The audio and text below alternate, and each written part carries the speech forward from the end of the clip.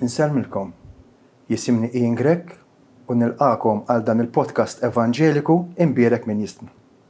Fejn se niddiskutu temi bibliċi għal ħajja Kristjana aħjar biex nispera li s-semmija tagħna tersqu iktar lej Kristu biex ikun iktar u iktar is-Sid u s-Salvatur tagħna.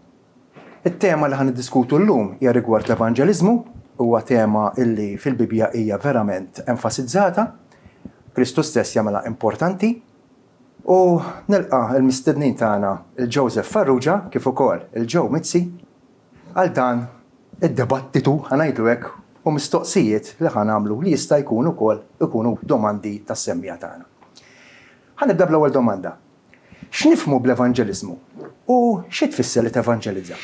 Tajjeb, fimni hija huwa suġġett li jekk issaqsi diversi nies kulħadd itik l-opinjoni tiegħu, però jekk irridu nkunu strettament bibliċi fid-deskrizzjoni tagħna ta' evanġeliżmu nistgħu ngħidu fil-qosor. L-evanġeliżmu huwa xandir dirett, huwa proklamazzjoni diretta minn fom uman dwar Alla, dwar il-liġi tiegħu, dwar il-qagħda tal-bniedem, il-qagħda midimba tal-bniedem, dwar Ġesu u dwar x'ġi jagħmel f'din id-dinja. Ġifieri bażikament kull jkollna nqassruha dan hu l-evanġeliżmu, niddistingwuh milli tagħti xhieda. Kultant nitfixkluhom li tagħti xhieda u terbaħ l-erwieħ mhux l-istess ħaġa. Min aħna msejħin biex nagħtu xhieda u min jinvolvi ruħu f'missjoni u f'għajnuna lil fqar strettament għalkemm dawn huma affarijiet tajbin, ma nistgħux ngħidu dak strettament huwa l-evanġeliżmu.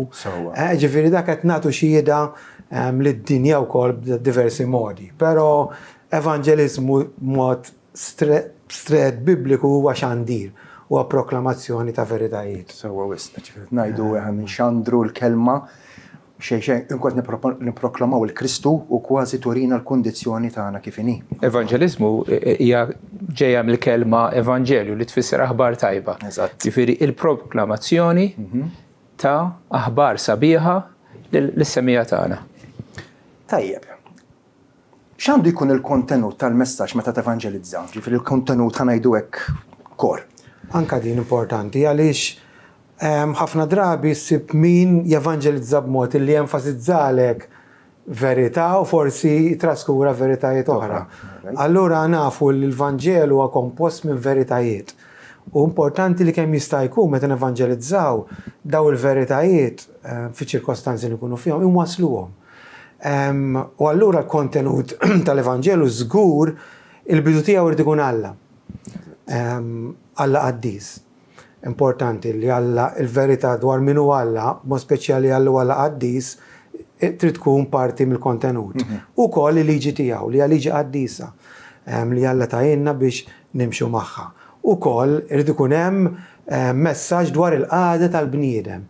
U l-iskrittura tagħmilha ċara li l-qagħda tal-bniedem hija waħda ta' telfien. Il-bniedem jitwieled fid-dnub u mejjed fid-dnub. U allura anke aħna għalkemm kif għadu kemm qal ġew l-Evanġelu aħbar tajba, irdu nibdew ukoll minn aħbar ħażina. Li huwa li l-bniedem huwa mitluf qabel ma ngħaddu għall-aħbar tajba u l-aħbar tajba tikkonċerna l-Sidna Ġesu Kristu. B'mod speċjali mill-persuna tiegħu minnu u x'ġi jagħmel. U allura rridu nenfasizzaw il-missjoni tiegħu bħala l-feddej, bħala s-Salvatur, bħala dak li jeħlisna mid-dnub, mujtina s-salvazzjoni. Ukoll fil-kontenut kultant ninsu għadina irid ikun hemm dak l-appell ukoll lill-bniedem, lill-midneb biex jindem, biex jemmen f'Ġesu. Ġifieri l-appell huwa importanti. Ġieli tal-kontenut mhux dejjem ikonna ċans naqsmuh mod sħiħ ma' kull tip ta' persuna. Pereżempju jekk inti qed titkellem ma' persuna reliġjuża, tista' tenfasizza id-djufija tal-osservanza tal-liġi jew is-salvazzjoni permezz tal-opri u tenfasizza wkoll mix-xogħol u l-fidwa li Kristu kisbinna fil-grazzja tiegħu. Jew jekk inti titkellem ma' midneb pereżempju ma' pert, tista' tenfasizza inti s-sejħa li Ġesu jilqa' il-kulħadd u li les li jaħfirlu d-nubitu u jeħelsu minnu. Però importanti li l-kontenut żgur li jikkontieni daw il-veritajiet fost affarijiet oħrajn. Ġifieri kellha ma nistgħux ngħidu li huwa l-Evanġelu, ikunu veritajiet sbieħ. Ma mhux ħan nitkellmu dwar pereżempju l-imħabba tal-labis u daqshekk u m'hemmx ma nsemmux id-dnub, ma nsemmux il-ġenna, ma nsemmux l-infern u l-konsegwenzi tad-dnub. Qed tifhem għax inkella nkunu qed nevanġelizzaw Evanġelu fjak. U kważi minn għadu qed jibda sekk taslu wkoll. Ġifieri tajjeb illi tara qisu il-pożizzjoni tal-persuna huwiex pereżempju reliġjuż jew forsi dan u timxi ma' skont ikun. Meta l-Apostlu Pawlu ta' summary tal-Evanġelju qali l-Evanġelu huwa l-aħbar li Ġesu Kristu miet għal nubietna skont l-Iskrittura li kien mitfun u li f'tielet jum reġa' qam minn bejn l-imwiet. Dik hija l-qofol tal-Evanġelju. Hija gwida, hija il-kor tiegħu, il-qalb tiegħu. Ġesu minnu, Ġesu x'għamel. U mbagħad kif qal Joseph, ir-rispons tagħna lejh.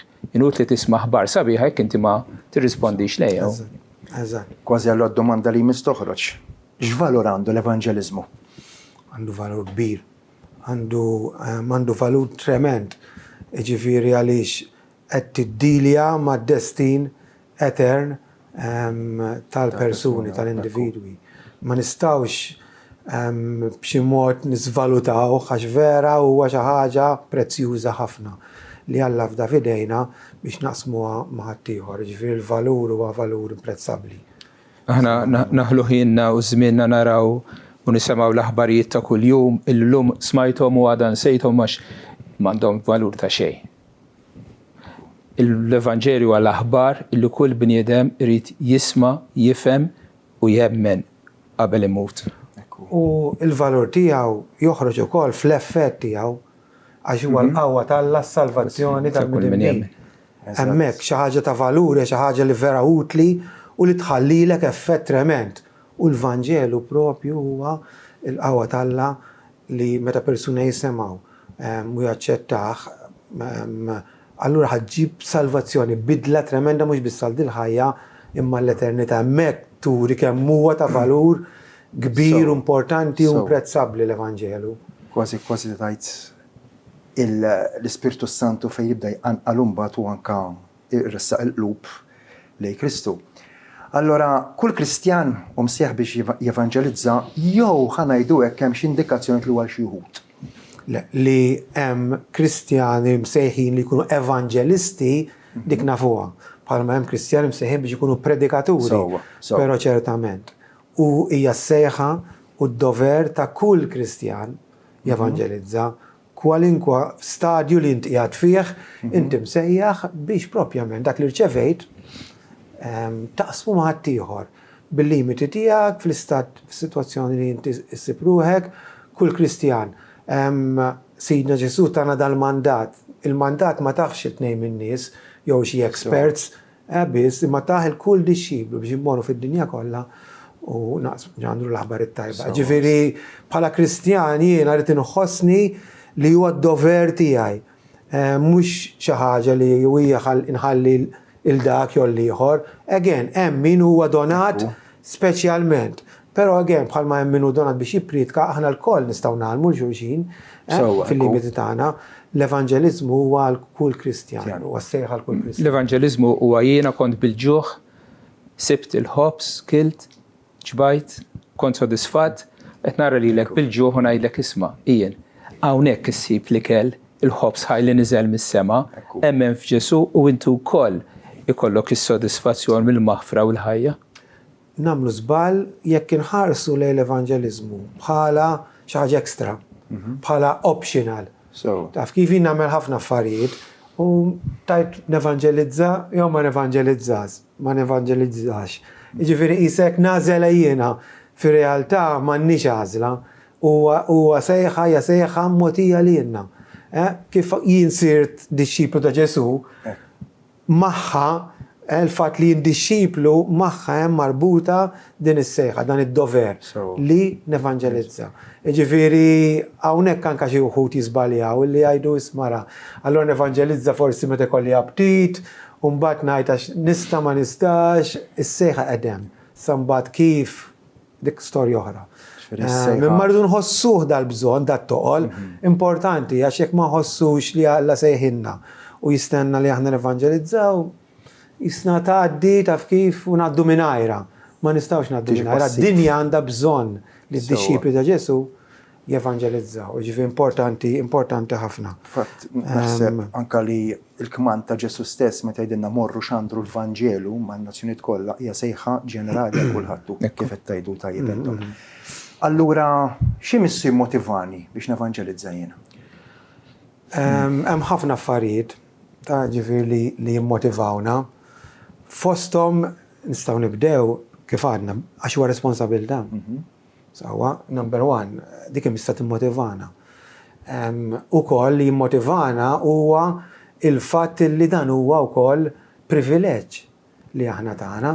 Mhix afdalna xi ħaġa. Allura l-fatt li jinġejt afdat din għall-ġojjel tal-Evanġelu missu jimmotivani. Mhux nitraskuraħ, ġejt afdat.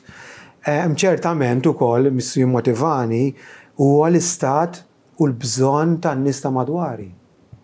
Għaliex meta narahom f'dak l-istat, meta nara l-bżonn tagħhom, meta nara id-destin ta' nies illi jekk ma jemnux Ġesu għattaw eternità sħiħa maqtugħajn mill-preżenza komfortabbli ta' Alla fl-infern, imissu jimmotivani bħal meta nara xi ħadd fil-bżonn nitqanqal biex ngħinu.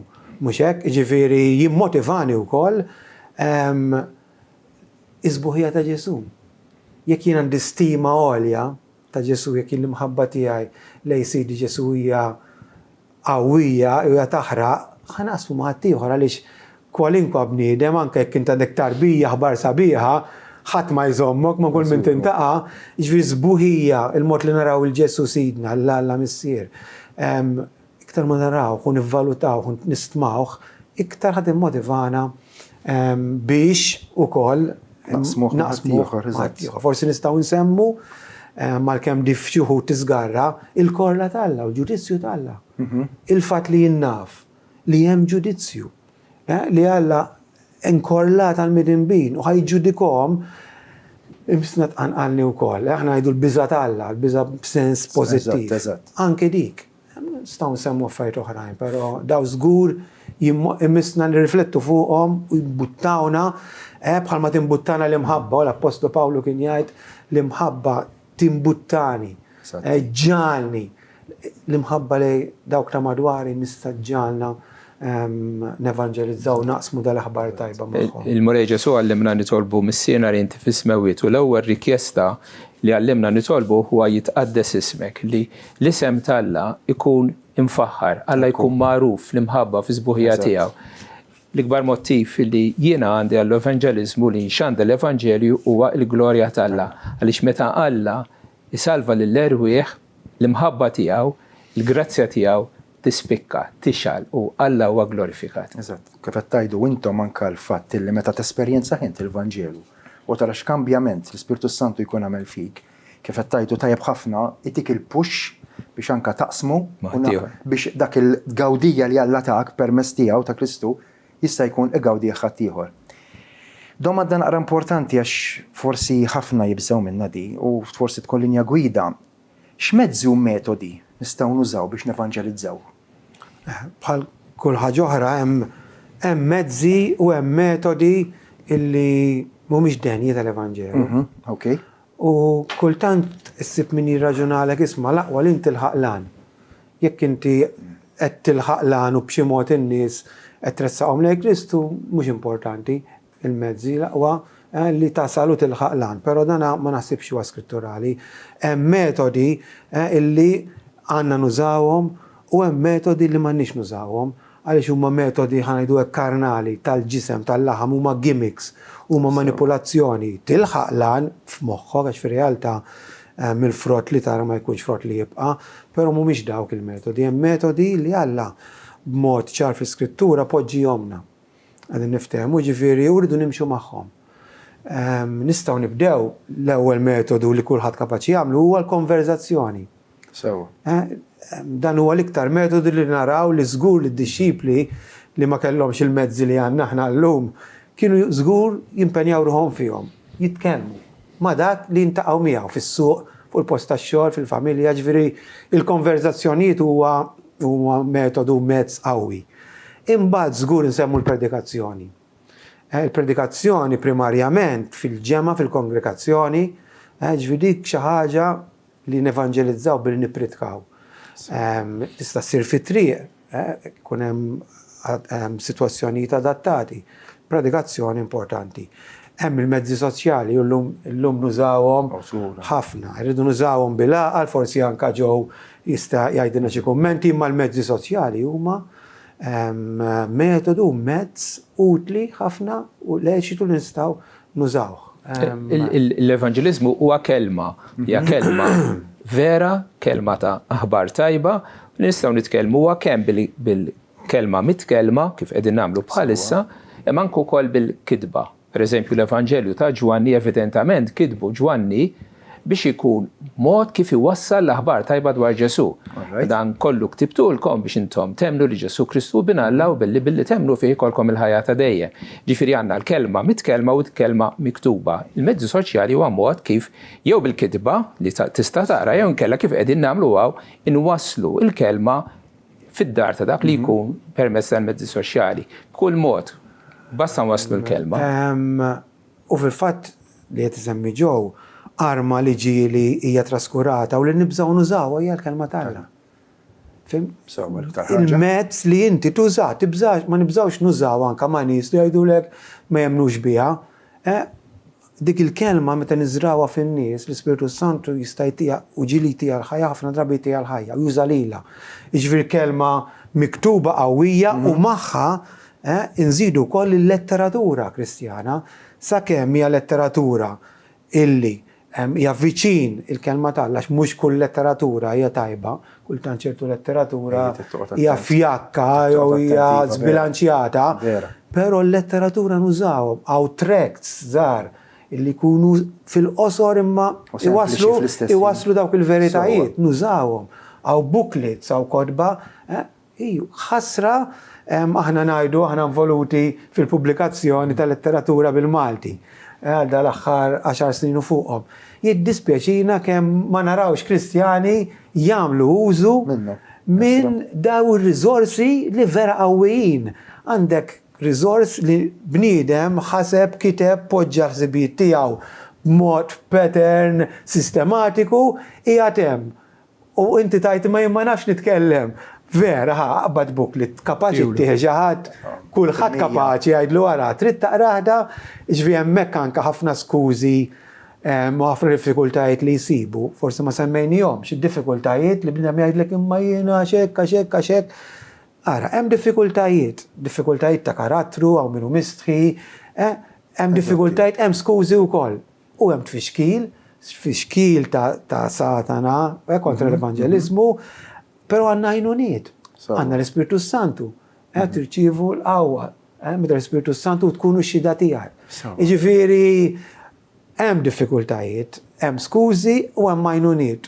U l-mezzi li Alla tagħna huma għajnuniet li għandhom jinkoraġġuna u kompli motivawna biex inwasslu l-Evanġelu għandha nintaqgħu magħhom. Allora s'issa tkellimna qisu x'qed nagħmlu aħna x'qed jagħmel il-Kristjan man-nies. F'dan il-każ, flimkien ma' dil-ħaġa, x'irwol għandu l-Ispiritu Santu f'dan mod?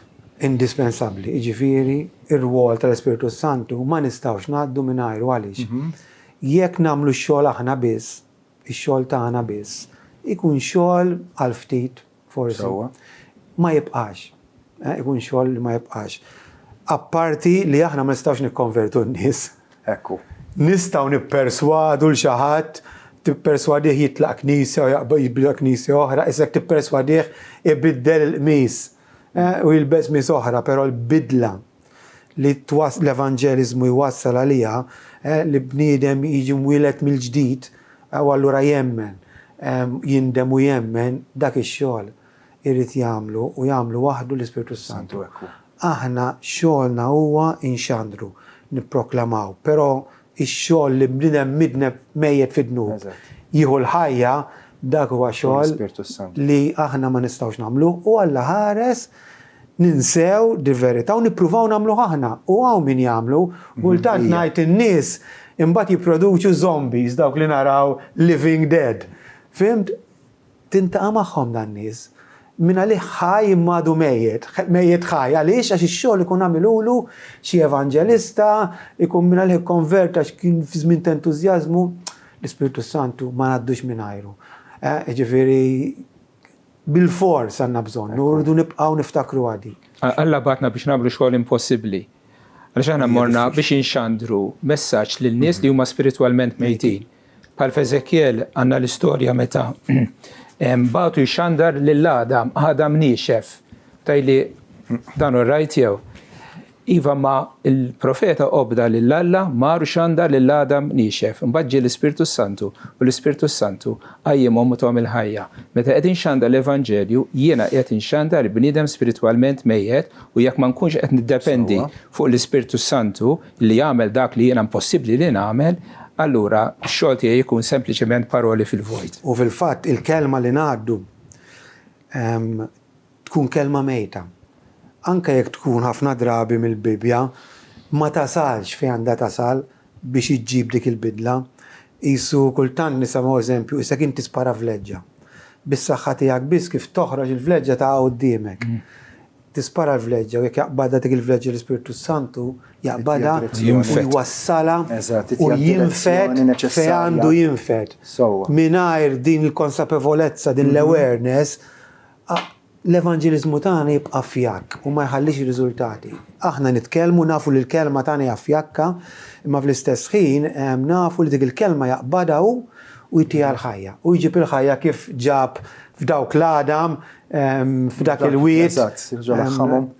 Kważi isek qed tgħid li r-rwol ta' Ġwanni l-Battista tipprepara triq il-mulejf. Tal-każ qed nippreparaw aħna triq għall-Ispiritu Santu biex ovvjament jidħol il-kull min inxandru il-kelma mbagħad ovvjament jagħmel xogħlu. L-apoloġetika taħsbu li għandha rwol fl-evanġeliżmu? Mela, hawnhekk min għandu veduti differenti. Fl-evanġeliżmu strettament ma naħsibx. Okay. Għax kif għadna xi t-tir huwa xandir ta' veritajiet aktar milli d-difiża. Għax għandna ngħidu l-apoloġetika x'inhi wkoll id-difiża ta' dawk il-veritajiet li aħna nemmnu. Ta' ma tagħna kapaċi niddefenduha, kapaċi nispjegawha. Però ma nistgħux ngħidu li m'hemmx posta. Sewwa, ġifieri ma strettament l-apoloġetika bħal evanġeliżmu mawx qbil hawn minn ħafna jgħidu mhix strettament evanġeliżmu. Tista' tintuża u ġieli tintuża ġew. Ġifieri mhux biżejjed li nikkonvinċik li għandek żball inti, jew anke għad-direttura li dak li qed nemmen fih jiena huwa loġiku, irrid imbagħad imur pass il quddiem u ngħidlek il-verità li rrid inwassallek. Hemm posta bi preparazzjoni ngħid jiena l-evanġeliżmu. Ukoll, eżatt. L-iżbal irdu nevitaw illi nimpenjaw ruħna f'apoloġetika u nifqu hemm.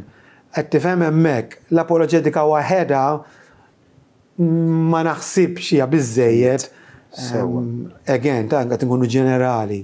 Għax Alla jista' jinqeda taf inti b'diskussjoni ma' persuna u jwasslu għall-Evanġelu, ġifieri rridu noqogħdu attenti fejn nagħmlu daw il-boundaries li ma nkunux wisq mbagħad stretti u nirristret taf inti li nagħlqu kollox. Rridu nifhmu wkoll Joseph li aħna parti minn katina. Jiena forsi kellemtek fuq aspett wieħed u jgħaddi żmien u inti ltqajt ma' bniedem ieħor jew miegħu ma' xi ħadd ieħor u mexxik passi l quddiem, ġifieri mhux neċessarjament l-evanġeliżmu poġġena bil-qiegħda u nofsija wara inti sirt Kristjan u tlaqna lejn id-dar. Ħafna drabi hemm proċess biex inti tasal għal dik il-konvinzjoni tal-Evanġelju. Eżatt. Allora x'attitudni għandna nieħdu meta nevanġelizzaw u kif se taffettwana dil ħaġa? L-attitudni hija importantissima, nixbgħu ngħidu l-ewwel nett ma nibdew bin-negattiv.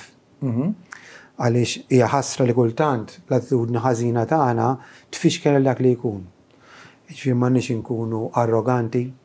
Qed tifhem meta titkellem qed wassal il-veritajiet tajbin. Hemmhekk qed wassalhom int b'attitudni arroganti. Jekk tkun pastas taf kif, jekk tkun rasħuna kif ngħidu. Darba xi ħadd qal terbaħ l-argument u titlef il-persuna. Jiġifieri number one xirridu nevitaw dawn l-attitudnijiet ma tagħmilx sens. Jiena Niftakar kelli esperjenza anke darba kont għaddej fit-triq u mill-bot rajt li tnej xi ħadd kienet jevanġelizza xi ħadd, fimt, u kif wasalt indunajt illi dak it-ton aħraġ, fimt, qed jattakkaħ għax il-Knisja. Anka kif għaddejt, ħassejtu imbuttani, jaħseb wara dak il-persuna li kienet on the receiving end. Ġifieri hemm attitudnijiet nevitawhom, però mbagħad hemm attitudnijiet pożittivi, pereżempju, l-umiltà kemm hija importanti din. Li jien nevanġelizza b'umiltà ġifieri, niftakar x'kont jien, għax din insewa. Kultant għandek nies u tajt midneb dak, midaj, jew dak reliġjuż, taf kif superstitjuż, tinsix kont int. Li int kont bħalu jew għar minnu, ġifieri l-umiltà. Imbagħad ukoll il-qlubija. Anka din attitudni ħafna nies ma jevanġelizzawx għax ma jfittxuhiex, iridu nkunu koraġġużi llum id-dinja kontra kull ħaġa li għandha x'taqsam mal-Vanġelu. Ġifieri allura rrid nkun koraġġuż. Qegħdin niftehmu ma noqgħodx lura. Irrid nkun sensittiv u ħelu fi kliemi. Ma nagħmilx kompromess u nistgħu nagħmlu lista sħiħa. Ġifieri importanti attitudni tajba, attitudni li tixbaħ ukoll attitudni ta' Sidna Ġesu Kristu. Kuraġġużi, b'umiltà, bil-ħlewwa, f'ħin u f'waqtu. Meta tkellemni xi ħadd fuq Kristu, kelmu qisek qed tkellem lil ommok. Dak ir-rispett mhux biex tirbħilha argument, imma biex twassala għall-arfin ta' Kristu u ssib il-mafra ta' bnubieta. Irrid ikun dik l-attitudni, altrimenti aħjar ma titkellem xejn jekk inti se tmur biex tiġġieled, mur biex tiftaħ qalbek u minn qalbek twassal dan il-messaġġ li ieħor għalkemm ma japprezzax għandu bżonnu iktar mill-arja li qed jieħu. U nridu nżommu f'moħħna wkoll jista' jkun nies li qatt ma semgħu li Kristu kważi jekk tkun naqra ħrax iktar kif għadtu tep intom ħa tkeċċih. L-im elementi importanti jmorru jitfit mal-isforzi evanġeliċi? Fil-qosor, nsemmu tlieta biex niftakru. L-ewwel nett hija l-komportament tagħna, ix-xhieda tagħna, ġifieri l-attitudni tagħna, imbagħad insemmu t-talb, evanġeliżmu bla talb fjak. It-talb qabel evanġeliżmu waqt evanġeliżmu għal min evanġelizzajt u id-dipendenza sħiħa fuq ix-xogħol tal-Ispiritu Sant. Tajjeb wisq. L-aħħar domanda. X'inhu l-għan jew l-għanijiet prinċipali tal-evanġeliżmu? Li nsalvaw, ħanajtek nsalvaw, mhux aħna nsalvawhom, li l-evanġeliżmu jwassal għas-salvazzjoni tal-erwieħ. Naħseb jiena dak it-tir li inti b'dak li qed tagħmel persuna jasal li ħares lejn Ġesu jarah bħala salvatur tiegħu, mbagħad jibda jgħix ukoll bħala s-sid tiegħu. Ġifieri ngħidu dak huwa l-għan primarju. U finalment għall-glorja tal-Alla wara kollox huwa Alla s-Salvatur li jwassal il-bniedem mit-telfien għal ħajja. Tajjeb wisq.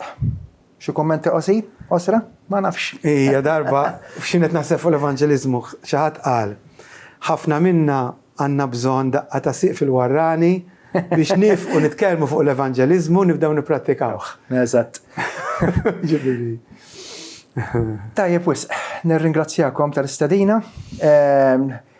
Nirringrazzja lilkom is-semmija tagħna u nispera li kontum berkin kif konna aħna. Nirringrazzja lilek Joseph u lilek Joe ta' dan il-risposti li tajtulhom verament missu l-qalb huma linja gwida lina wkoll biex forsi mnisib xi diffikultà anke biex kien jevanġelizzissa forsi għandna naqra idea iktar ċara ta' dawn. Fismi Ian Grek nirringrazzjakom għal dan il-podcast imbierek min jisma', nirringrazzjakom nilqakom għal darb'oħra dejjem għall glorja ta' Sidna Ġesu Kristu. Saħħa.